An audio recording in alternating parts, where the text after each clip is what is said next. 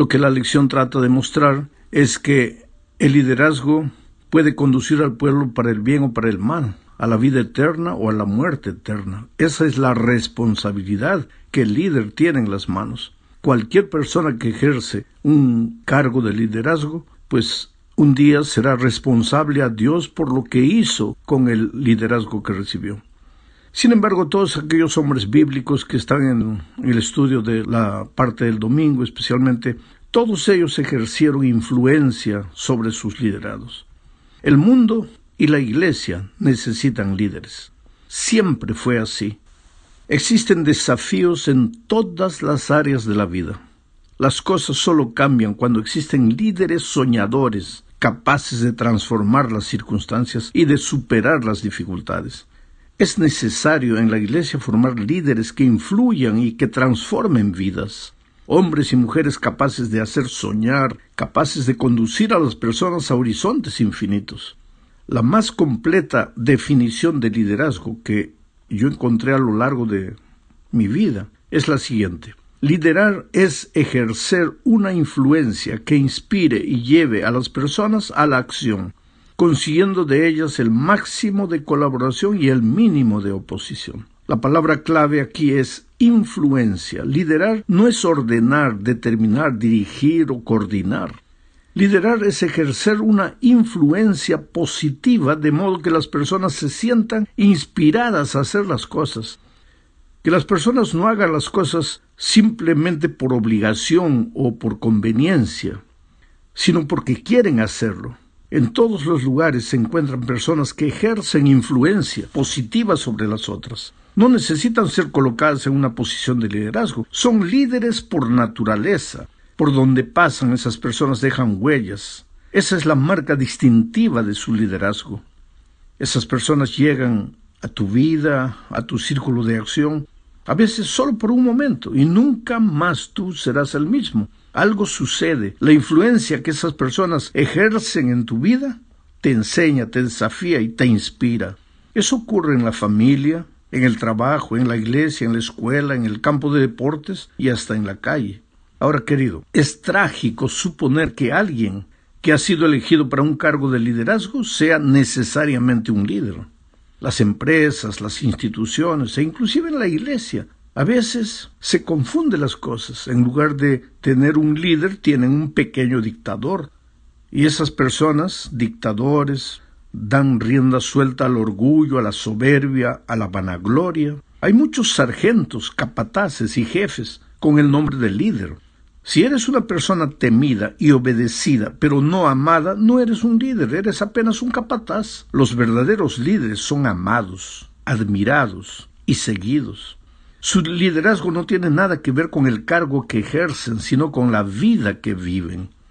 Es por eso que en la Biblia encontramos diferentes tipos de líderes. Aquellos que nunca lideraron, pero tuvieron un cargo de líder. Y aquellos que realmente tuvieron una vida que inspiró a las personas para el bien. Esta semana estamos viendo cómo los líderes de la iglesia necesitan buscar a Dios para llevar al pueblo a la vida eterna. Esdras y Nehemías son un ejemplo de líderes que se colocaron en las manos de Dios y fueron utilizados por Él. En la segunda parte de este estudio veremos justamente la influencia que Esdras y Nehemías ejercieron en el pueblo de Israel.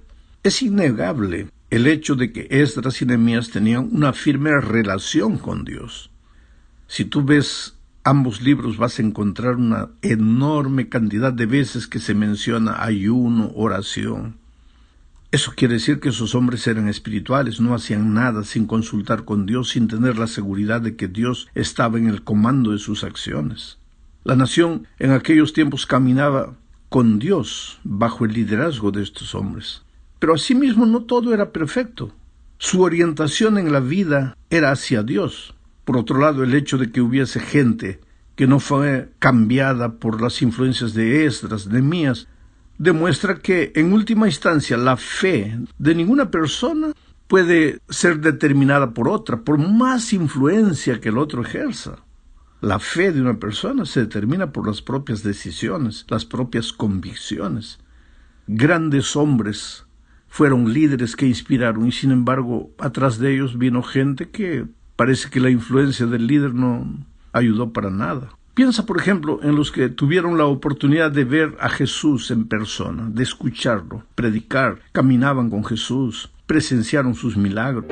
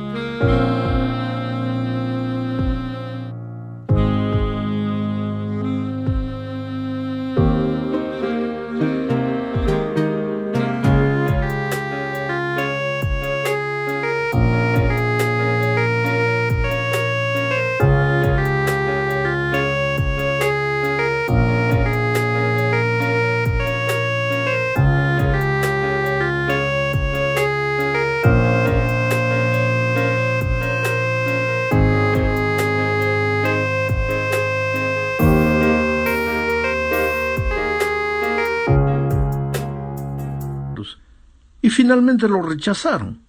Puedes, querido tú, haber sido el mejor líder del mundo, pero eso no te garantiza que todos te van a seguir. Yo siempre digo, ¿quién fue el mayor líder de toda la historia en el universo? Pues Dios. ¿Qué mejor líder que Dios? Y sin embargo, allá en el cielo, 33.3% se fue. Lo rechazó, no quiso seguirlo, a pesar que Dios era amor y quería lo mejor para sus criaturas. Por lo tanto, no te desanimes. Si tú eres un hombre de Dios, colocas tu vida en las manos de Dios para ser un líder que lleve el pueblo para la vida eterna, así mismo vas a encontrar oposición. Yo siempre digo que el liderazgo es amar, pero hay personas en esta vida que no se dejan amar. Tú puedes hacer lo que quieras para amarlas, no se van a dejar amar. Ahora tú tienes que seguir adelante, seguro de que estás en las manos de Dios, de que estás conduciendo el pueblo hacia la vida eterna, y olvidarte del porcentaje de gente contraria a tu liderazgo, como en la vida de Esdras y de Nehemías. Vamos ahora a la tercera parte de este estudio. Aquí veremos un incidente de la reconstrucción de los muros. Mira, las obras estaban avanzando, pero entonces el enemigo apareció queriendo desbaratar la obra del Señor. Prefiero leer el texto y voy a ir comentando. Nehemías 4, 7 al 9 dice: Pero aconteció que oyendo Sanbalat y Tobías, los árabes, los amonitas y los de Asdod, que los muros de Jerusalén eran preparados porque ya los portillos comenzaban a ser cerrados, se encolerizaron mucho y conspiraron todos a una para venir a atacar a Jerusalén y hacerle daño. Es que en esta vida, querido, cuando tú te propones hacer algo bueno para Dios, cuando tú te propones llevar el pueblo a una experiencia viva con Dios, y por más hombre de Dios que seas, mujer de Dios que seas, van a haber enemigos que van a contradecir tu trabajo, se van a oponer a tu trabajo. Aquí el pueblo de Israel estaba reconstruyendo los muros de la ciudad. Hoy día tal vez hay que reconstruir los muros espirituales de la ciudad de Dios. Vas a encontrar oposición. Pero mira lo que el texto dice: entonces oramos a nuestro Dios. Percibe que los líderes no echaron manos de armas humanas, de herramientas humanas, sino que oraron a Dios. Y dice el texto a continuación: y por causa de ellos pusimos guarda contra ellos de día y de noche. Esto es interesante. ¿Qué es lo que hizo Nehemías? ¿Qué es lo que hizo Esdras? Los líderes, en este caso específico del texto, Nehemías, ¿qué es lo que hizo? Primero, oró a Dios, colocó el pueblo a orar a Dios. Y segundo, colocaron guardias para vigilar, para que el enemigo no llegara. Esto es interesante.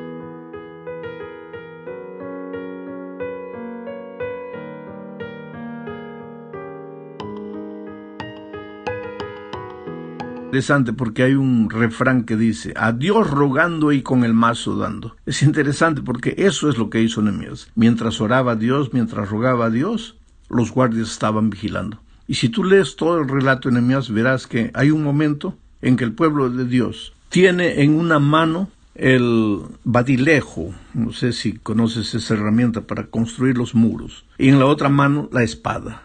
Con una construyen los muros, con otra están atentos para defenderse del enemigo. Ahora, trayendo esa historia para nuestros días, si tú te pones solo a orar, nada va a suceder. Al mismo tiempo que oras y que colocas todo en las manos de Dios, tienes que pedirle a Dios que te ilumine qué es lo que tienes que hacer, cuáles los pasos que tienes que dar para reconstruir los muros espirituales de la ciudad de Dios.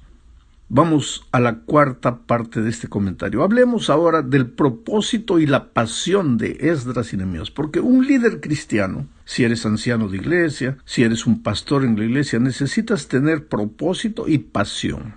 El propósito te muestra hacia dónde vas y la pasión te inspira a ir a alcanzar tu propósito. Hablemos primero de Nehemías, cómo él tenía propósito y pasión. Nehemías 2, 1 al 3 dice así: sucedió en el mes de Nisán, en el año 20 del rey Artajerjes, que estando ya el vino delante de él, del rey, tomé el vino y lo serví al rey. Y como yo no había estado antes triste en su presencia, me dijo el rey: ¿por qué está triste tu rostro? Pues no estás enfermo. No es esto sino quebranto de corazón. Entonces temí en gran manera y dije al rey: para siempre viva el rey. ¿Cómo no estaría triste mi rostro cuando la ciudad, casa de los sepulcros de mis padres, está desierta y sus puertas consumidas por el fuego? ¿Tú te das cuenta? Nehemías tenía un propósito. Primero, reconstruir la ciudad. Y segundo, la pasión.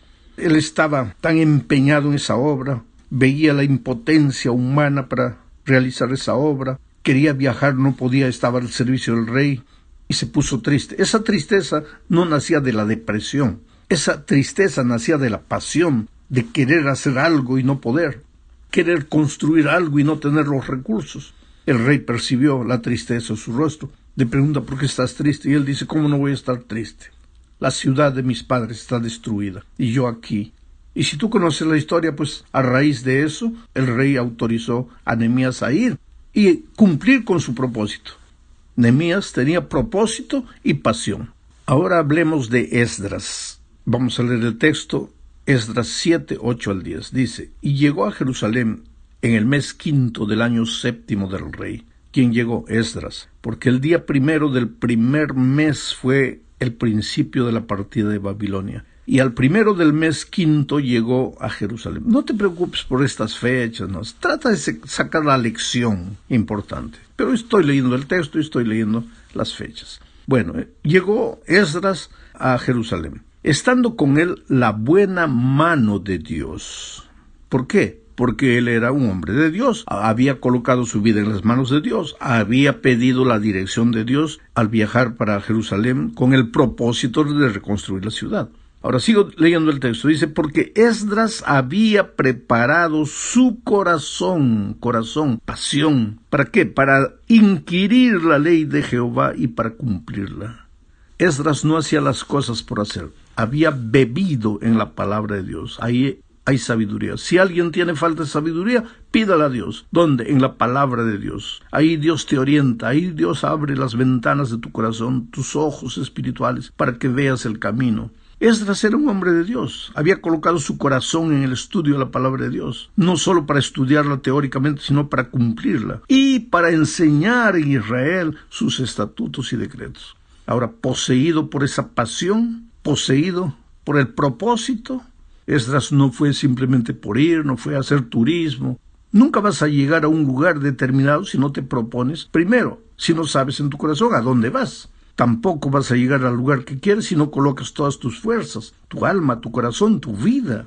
Y nada de eso va a suceder si no colocas tu ser entero en las manos de Dios. Hoy más que nunca necesitamos hombres y mujeres que aprendan a colocar su vida en las manos de Dios, a depender de Dios, a administrar por propósito.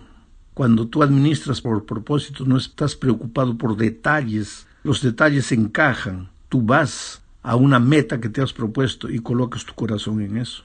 Llegamos ahora, querido, al fin de este estudio hablando de la humildad y la perseverancia como características del líder cristiano. Yo le añadiría sabiduría, o tal vez sustituiría la palabra humildad y perseverancia por la palabra sabiduría. El líder cristiano necesita ser un hombre o una mujer sabio, y la sabiduría viene de Dios. Veamos dos incidentes. El primero es protagonizado por Esdras. Leamos Esdras 8, 21 al 23. Y publiqué ayuno allí junto al río. Date cuenta cómo estos hombres no hacían nada sin buscar a Dios. Publiqué ayuno allí junto al río.